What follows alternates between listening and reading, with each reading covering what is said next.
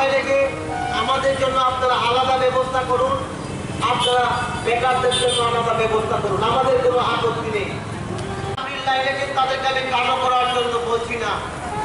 আমরা 10,323-এর প্রত্যেকজন সদস্য চাই।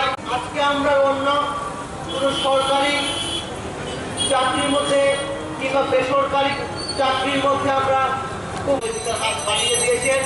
আগামী দিনেও তাদের এই সহযোগিতা আমাদেরকে আন্দোলন বেকারদের জন্য প্রতিশ্রুতি দিয়েছিলেন।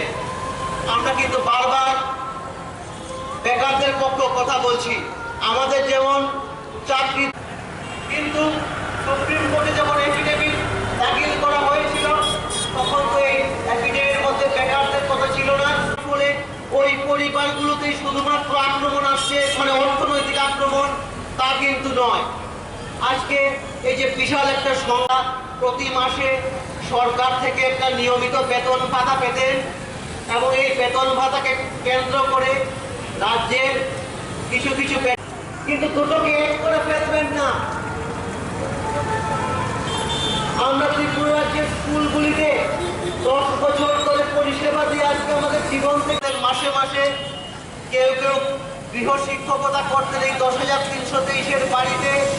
যে সমস্ত দোকানদার যাদের সঙ্গে একটা ব্যবসায়িক সম্পর্ক ছিল, আজকে কিন্তু অর্ধেক টাকাটা না পাওয়ার সমাজের প্রত্যেকটা যে অংশ, ওই চেইনটাও কিন্তু সমস্যা হয়ে গেছে।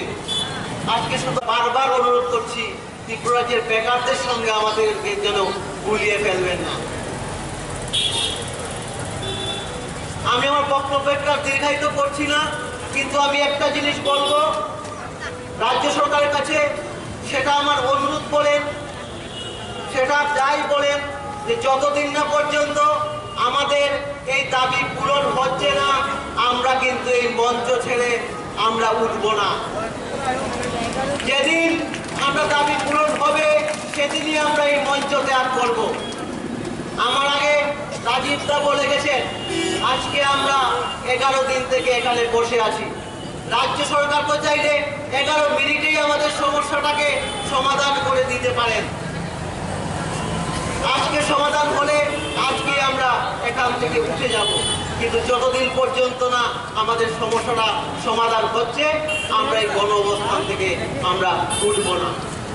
আক্রমণটা কিন্তু আমাদের পরিবারকে ছড়িয়ে আমাদের সমাজের মধ্যে বিস্তার লাভ করেছে এবং এটার যে কুফল, এই কুফল কিন্তু সবাই পেয়েছেন। আমার বাড়িতে আজকে থেকে মাসখানেক আগে একজন স্বল্প সঞ্চয় করে লোক এসেছিলেন।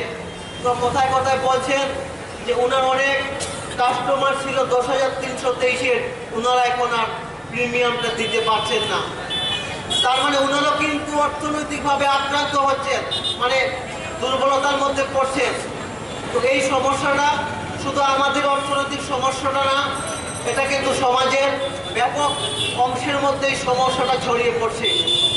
তারপর দেখুন ত্রিপুরা রাজ্যের যে স্কুলগুলি, এই স্কুলগুলি থেকে যদি একসঙ্গে এতজন শিক্ষক বেরিয়ে যান, তাহলে আজকে করোনার আবহ, আজকে কিন্তু সব স্কুল কলেজ ঠিক আগের মতো স্বাভাবিকভাবে চলছে না। আজকে যদি স্কুলগুলো আবার শুরু হয় আগের মতো, এই বিশাল সংখ্যক শিক্ষক স্কুলগুলোতে না গেলে তার একটা বড় প্রভাব পড়বে স্কুলগুলোর মতো। এই রাজ্যের সাধারণ মানুষও কিন্তু এই 10,323-এর দ্বারা প্রভাবিত। আমরা সব দিক বিচার করে, কাউকে খাটো না করে, আমরা যতই আমাদের সঙ্গে বেকারদেরকে লেলিয়ে দেওয়া হোক, আমরা